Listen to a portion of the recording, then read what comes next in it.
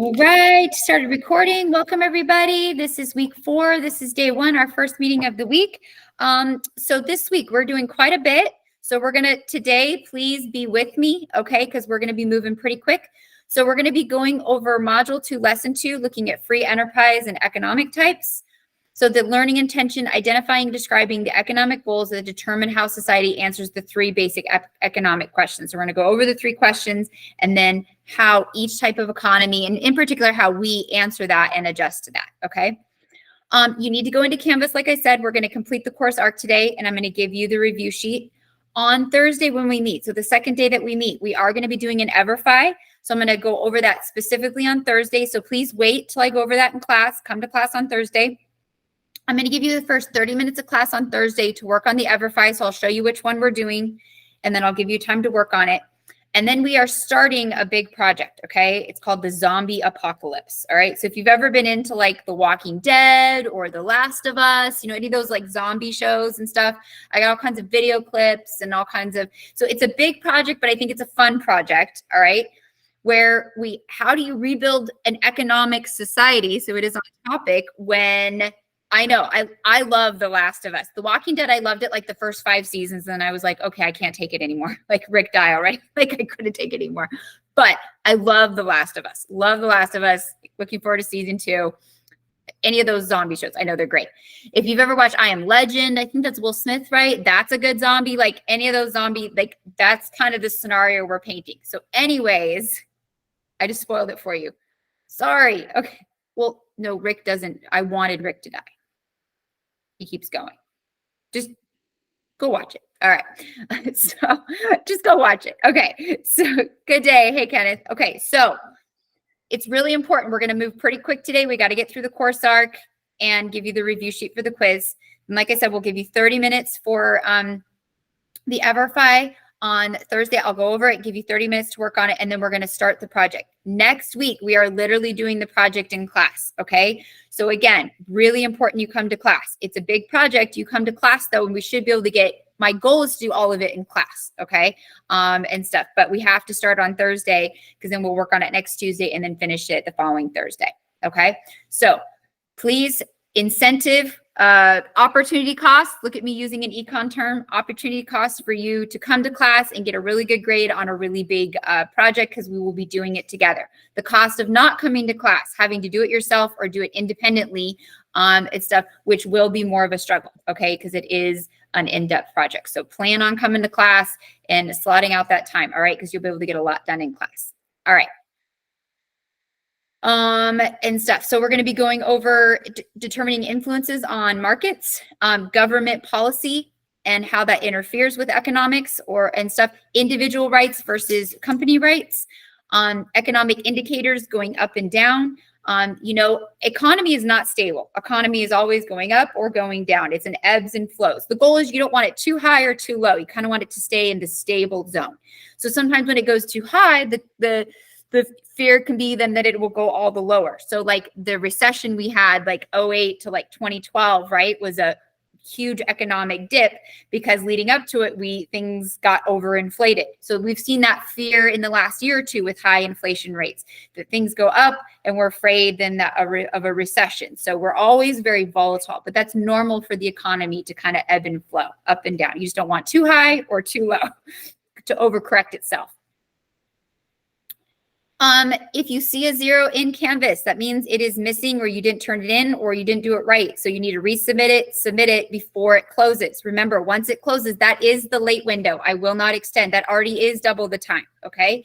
NVLA gives 1 week, so double the time is 2 weeks, okay? So when an assignment closes, that is the late window. You got the extra time. So requesting it, I'm going to say, I already fulfilled your request up front. You didn't have to ask for it, okay? This should not be new to anybody at this point, okay? You had me last semester. It's the same old, so you are expected to meet that expectation, okay? ASVAB is coming up, so if you're wanting to take that, remember kind of helping pick out careers, it's stuff that's in the announcements. If you have not ordered your cap and gown, get that ordered. It's $90. You just go to jostens.com. Make sure you select NVLA to get the right colors. Graduation is May 25th, so mark your calendar, let friends and family know, and stuff so they can make sure that they can make it, all right? And when in doubt, email myself or Miss D on anything in Canvas or Gmail. We're happy to help you. All right. So here we go. Module 9, lesson 2. We are going to skip the bell ringer just because we do have to get going today. All right. So what I need you to do is I need you to go into Canvas, select our class. And while I show you this video, which is going to go over the 3 major economic questions and types of economies, you're going to go to modules, module 9, lesson 2. That's where you're going. All right. You're going to go to module 9, lesson 2. We are not doing the notebook this week since we're doing EverFi. You're going to go to the module 9, lesson 2, free enterprise and other economies, this tab. You're going to click on it.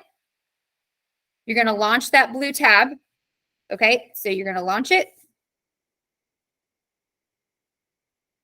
And you're going to be on this page. So you need to be on this page while I show this video. And when I'm done, then we're going to start the course arc. So here we go.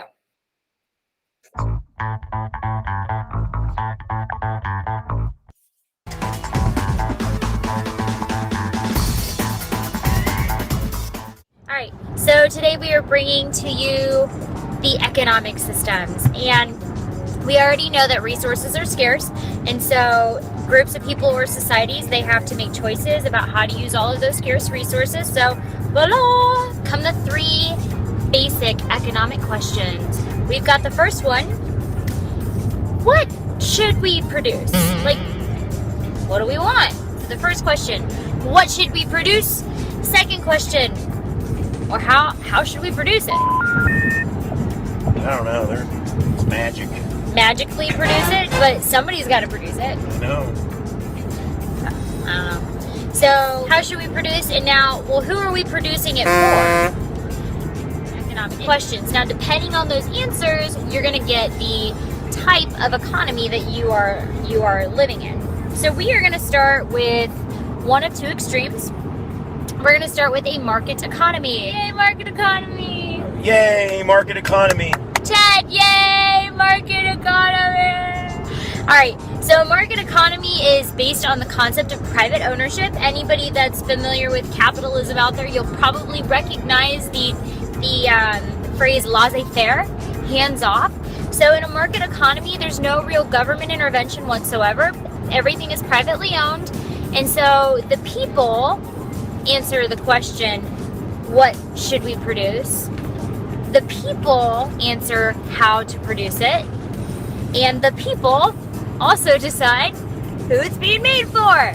Because in a market economy, everything is privately owned. So everyone that's owning that or wanting something that's owned by somebody else, they have to be the ones to answer those questions. So market economies, there's not really a pure market economy out there that exists. So there's not really fair to say if it's like good or bad because everything's kind of in between here. But there's no equity. That's like the downfall of it. It easily can become the rich are the rich and the rest are poor. So some people say that that is a disadvantage of the market economies. So, hey Ted, want some of this cookie? Want some of this cookie? There's no equity here. Next. Swinging the pendulum the other direction, we have command economies. Command economy is like a centrally planned. Most people think communism. Oh yeah, communism. A command economy is going to answer the questions of what should we produce? The government says what they want to produce. How should we produce it? The government will decide how they make it. And whom do we produce it for? The government, again, is going to decide who gets and who does not get. So people say that there is some disadvantages to this. You're probably already thinking from a democratic mind, oh, I've got a ton. But economically speaking, the disadvantages of this become that quality is not necessarily important.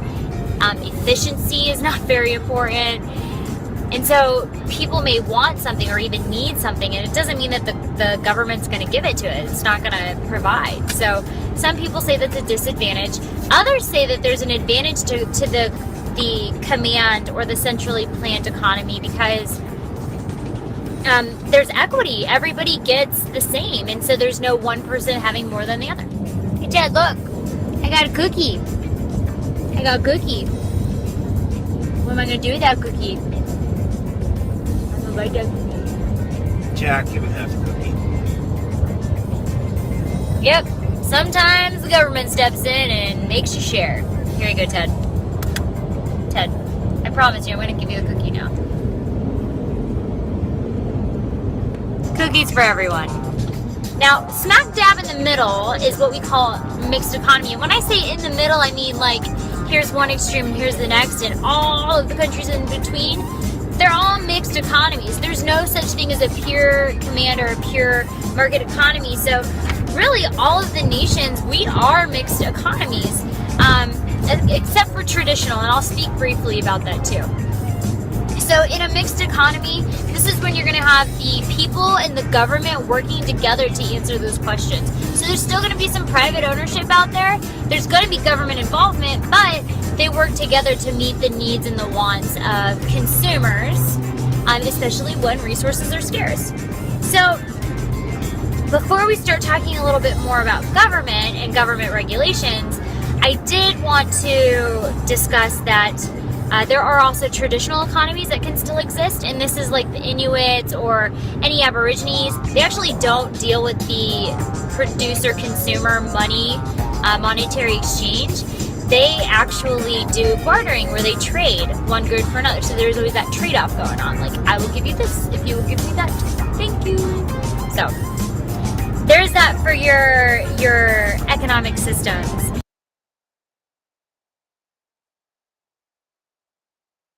Okay, so it gives you some great examples of the three major questions, okay, which I put all these in the chat and stuff. So what should we produce? How do we produce it? Who should produce it?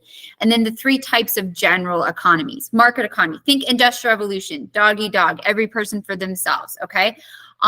Where there's the extremes, the extreme rich and the extreme poor, and usually nothing really in between. And the problem that can happen with that is that the rich can get richer at the expense of the poor. So think back to the Industrial Revolution, US history, anybody? You know, the rich got rich, but there were a lot of people that suffered from that. Then there's command economy, which think communism, everything's controlled by the government, no individual choice, equity for all, but with that, you do tend to see a lower standard of living, okay? And individual choice is gone. And even if you express your discontent or your concern, it will not be listened to. All right. And stuff. So every example of communism, this is how it goes. There is equal distribution, but then you see the general level of living and stuff go down, and most people are living in a lower standard of living. Most countries have some kind of mixed economy to different extremes. Okay. Where we realized from the Industrial Revolution, we need government involvement. The question is how much, right? Or how often, to what extent, okay? Many of us, maybe your parents, guardians, people you know, maybe they have their own business. Maybe they're a hairstylist, or they have their own plumbing business, or they're a truck driver, or they're a lawyer and they have their own practice. Like there's all different examples, right? CPA, maybe accounting or something. Like there's all different examples of having your own business, okay? It's stuff. So their success or failure is on them, right? To do well or to, to not make it. But there's government restrictions of that, right? There's 40-hour work weeks, minimum wage, requirements. You think in restaurants, the requirements for safety and things like that. Okay. So that's not to help reduce the inequity. Okay. So that businesses have the individual choice of success or failure, but also hopefully not at the expense of other people, or reducing the inequity that can come from that. All right.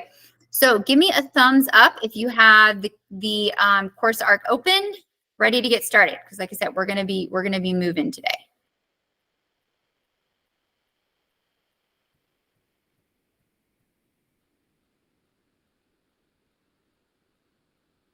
Okay, we're good. All right. So let's jump in, okay? So this gives us, we're gonna go over the three basic questions, which we just went over. We'll review them again: economic goals, and then characteristics of a traditional economy. All right, so we're gonna go to the introduction page. So remember, you can go by doing the arrow, or you can follow on this side. Okay, we're not doing the notebook, all right? So don't worry about doing the essential question, but it gives us our three main questions. What goods and services should we produce? How do we produce those goods and services? And who is going to consume them? All right. So who benefits from the market economy? Okay, we're going to look at the vocab, and this is, again, where it's really important to follow me, all right, because we are going to also do the matching, all right? So standard of living is level of economic prosperity. It's not one of the ones they're having us do. We'll keep going. Innovations, okay, so the process of bringing new methods or products and ideas. So sometimes you find better equipment or more efficient ways to produce things to reduce the cost or to produce more. You know, factories was an example of that. The Industrial Revolution was all about that efficiency, okay, that innovation. So innovation, the process of new methods and ideas for the ways of producing things. Specialization. All of us are specialization. You know, hundreds of years ago, we were self-sufficient, right? So people did everything for themselves or within their community. Now, specialization, me and myself and Miss D, right? We are teachers. So your parent or guardian are relying on us to educate you, or one of your teachers are educating you. I rely on other people, though, to grow the food that I eat, then to truck it from the farm to the grocery store, then to stock it so I can go buy it, right? I am reliant on other people as they are reliant on me. So through specialization, it creates interdependence. We are not self-sufficient, okay?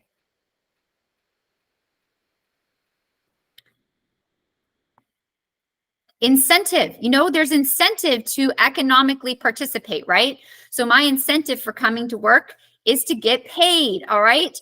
Incentive can also be negative, okay? My incentive for not calling in sick or just not showing up is I don't want to get fired. So, you know, so there's incentives and then, you know, which can be positive, getting paid or that promotion or that success, but there can also be repercussions, which can form as an incentive. All right, let's go to the next one, sorry. Okay, consumer sovereignty, the power of consumers to decide what's produced. The more we consume, that controls or helps push. If we consume a lot of one good, if people buy a lot of Toyotas, then Toyotas are going to be produced more.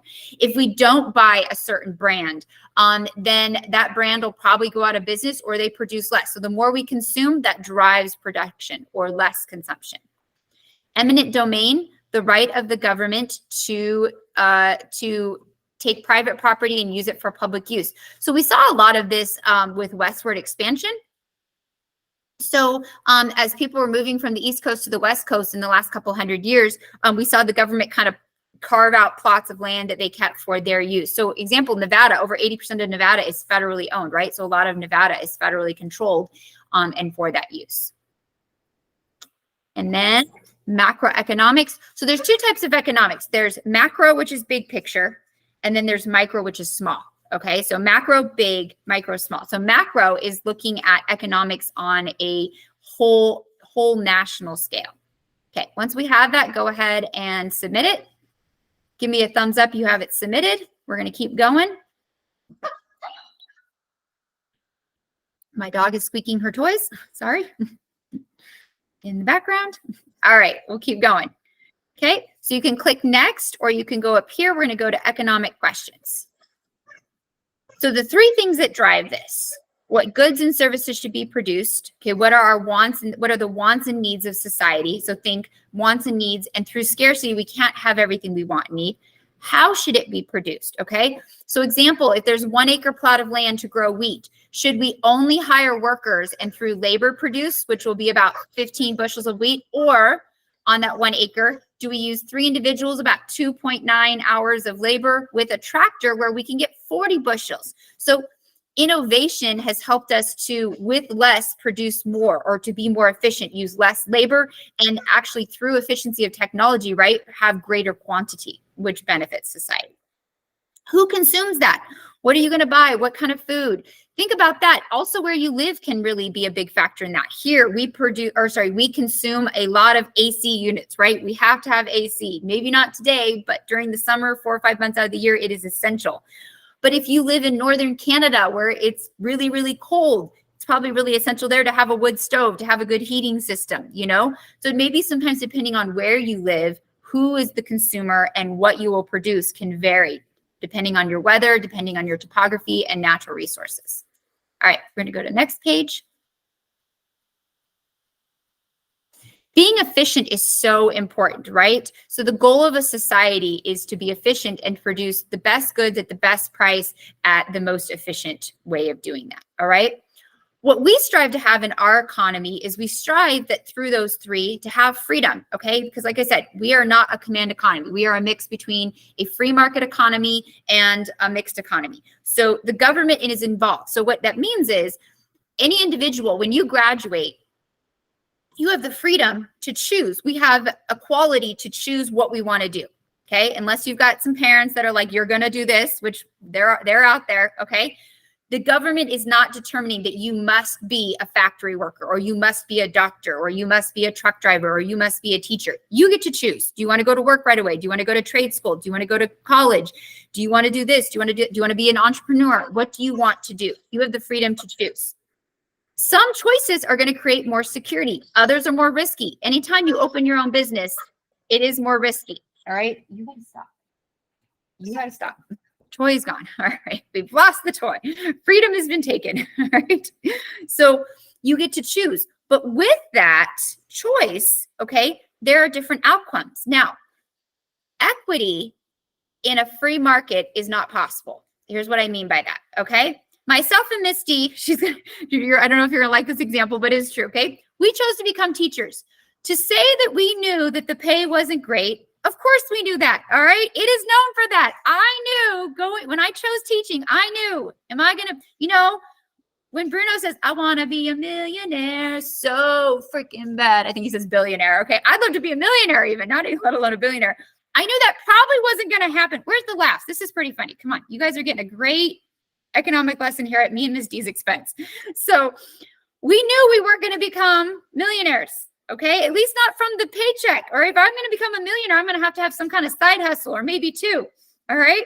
But nobody goes into teaching thinking, I am going to go teach those students, change their lives, and become a millionaire. No, it's a trade-off. I'm going to change lives and not my bank account, all right? It's a trade-off, okay? Now, I am not complaining. Okay, I'm not complaining. Okay, I knew what I was getting into. All right, I have a friend who became a lawyer and she makes bank.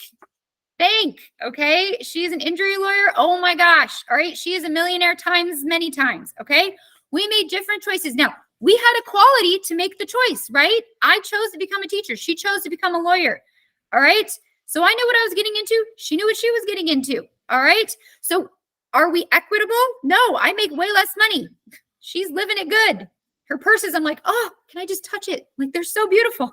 Right? I can't afford them. Like my mortgage payment every month. Okay, but so no, in a free market, there is not equity. There's going to be discrepancy. The goal is that with government intervention that we reduce the inequity. All right, but it's a trade-off. When you have equity, most of the time, then that means the standard of living comes down. This is facts, folks. This is facts. You can't have it all. With individual choice, there is risk. I knew my paychecks, I didn't know they were going to be this sad, but I knew they were going to be sad. I knew. Okay? But I chose that. Okay? Just like you choose who your partner is in life. They choose their, you choose whether or not to go to class and pass. You choose whether or not to go to, right? So as long as we have the opportunity of choice, equality, the equity cannot be guaranteed because everyone makes different choices, right? The only way you can have equity is when everyone can't make the choice, right? It's just predetermined. Do you see what I mean? So it's a trade-off. If you want freedom, you can't guarantee outcome. And in our economy, we have chosen to favor freedom and individual choice, freedom of choice over guarantee of outcome. Okay. With that, though, we do see some are going to make more money than others. Okay. The highest 20% have gained the most from individual choice. All right. And stuff. So there is inequity. It is going to happen. All right. But it is a choice of what kind of system then are you going to have. All right. Because when you choose to have guarantee of outcome, it means it takes away your individual choice and self-determination, and general income and quality of life does go down. Okay. Doesn't mean that it's terrible, but it is a trade-off. And if you're somebody who wants to make it big or wants to have self-determination and wants that individual choice, then you're going to want more of that free market. So market is defined as any arrangement where the buyers and sellers exchange things. So that could be a farmer's market, a sporting goods store, the New York Stock Exchange, an advertisement on a bulletin board for babysitting. all right? Job specialization has led to this. It's interchangeable, right? Hundreds of years ago, people were self-sufficient or communities were self-sufficient. We are not that way anymore. I depend on the grocery store and I depend on all the people that contribute to that, right? The farmers, the pickers, the machinery, the truck drivers, the people working at the grocery store. Like, I depend on that, just as your parents and guardians, right, depend on teachers to help educate you while they are doing their job, which other people depend on. So everyone is needed in some way through specialization, but it creates dependence on one another. Told you we were going to kind of go a little quick today. All right. So what is a free market? So a free market is choice. It is your choice what you want to go into. Do you want to go to college? Do you want to go to a trade school? Do you want to go to an internship? Do you want to do a mission work? Do you want to do I'm totally blanking. What's that called? Like, where you can like work for the government and go some aid mission or something like that. I know it'll, UNICEF or something. Oh, Peace Corps? Peace Corps. Yeah, something like that. Do you want to just go start working? Like, it's up to you what you choose to do, right? It's up to you. Okay. And stuff. So that has a big determination then on the economy. All right. Households are the individual and firms are the company. And the two are interdependent on one another. Households need companies to go work for, right? The companies pay the household. The household then takes that money and goes and buys products from those companies. In turn, the company takes the money that is spent by individuals and puts that back into manufacturing and paying the worker. So very much it's an interdependent relationship between household, which is individual, and firms, which is companies. So using the diagram above, in the factor market, what does physical flow and monetary flow most likely represent, okay? And so when we're talking about this image right here, okay? So what does physical flow and monetary flow mean? So looking at that, the closest example of that is firms giving people money in exchange for work. All right, give me a thumbs up once you've done this portion. You're with me. All right, we're doing good. We're going to finish on time, but it'll be barely by the skin of our chinny chin chin. All right, awesome. So let's go. The next page, benefits of free trade. So what are the benefits of having a free market? And in our case, we don't have a pure free market, right? We do have government regulation, okay? Child labor. So industrial revolution, after the industrial revolution, the government saw we have to get involved to some extent. So it's what I like to describe is we have a free market. It's like a cow that is fenced in, okay? The cow is free to roam, but within the fences. So our economy is free. We are free to open businesses, to take risks, to choose what we want, but within the boundaries that the government has set for us. So this is where we get into examples of political parties, okay? Some people believe that, okay, the best analogy I can give you is like parenting, okay? Some of us, we all agree, parents should have some rules, right? They need to keep you safe. They're supposed to raise you. So maybe now you don't have a lot of rules. You're older and stuff like that. But throughout your childhood, I think we can all agree that children need some rules. Like you can't just run out in the street, or you need to sleep, or you need to eat, or, like learn to behave a certain way. Okay. Now, where we're going to vary, though, is how much rules. Okay. So let's use high school as an example. Some of you are going to say parents should have very little to no curfew on the weekends. Experimenting is fine. Now's the time to do it. All right. And I can talk as I want because I'm almost an adult. Okay. So you're going to be a little bit about less government regulation. Figure it out. Spread your wings. Okay. Some of you are going to be a little bit more traditional. Maybe you're like, we should have a, curfew, maybe 10, 11 o'clock on the weekends or weekdays, and weekends, midnight or 1 o'clock, no, you're not 21. So you shouldn't be experimenting in those things. No, that's not good. No, we're not going to use that language. So you want a little bit more government involvement, a little bit more parental control. So we all agree we need some parental control, but to what extent? This is like economics. Okay. So next time you're in a fight with your parents, you'd be like, you're very conservative economically. You're very liberal economically. All right. And they'll be like, huh? Like, anyone with a 10 o'clock curfew, that's no, no, that won't go well. Don't do that. You won't get what you want. You'll just make them mad. All right. But do you see the analogy that I'm saying? Okay. So some people believe, we all agree we need some government oversight, but some of us believe We need more. The government should regulating more with businesses and minimum wage and what people are being paid and benefits and what companies can and cannot do. Some people say, no, you need to let companies be companies and give them more freedom and and don't demand them to do certain things. So we all agree we need some government oversight, but the question is to what extent? And oftentimes political parties will lean one way or another. So even though politics, we think just politics can also roll into government as well. All right, last but not least, okay? What does the above graph tell us about productivity from 2007 to 2012?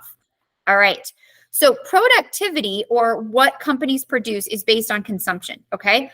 So you can see from 2000 to 2007, things were booming. Things went up from the previous decade, from 1990 to 2000, it went up. We were booming. Well, unfortunately, we boomed a little too much.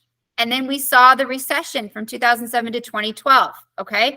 So that's what I'm saying. There's always going to be ebbs and flows in the market, but when you go too high, then the fear is that the higher you go, the further the crash, okay? And so our goal since 2007, 2012 is, again, when we see it going too high, bring it back down, going too low, bring it back up, and keep a good ebb and flow, which is going to happen, but keep it from going to any one extreme. So productivity decreased from 2007 to 2012, and we're going to submit. All right, give me a thumbs up when you have that. We're almost done. Awesome, awesome. Okay, so supporting economic growth, they track data. So this is why the study of economics is important, looking at the whole nation, the macroeconomics, but then also looking at smaller units, household, types of company, different industries, okay?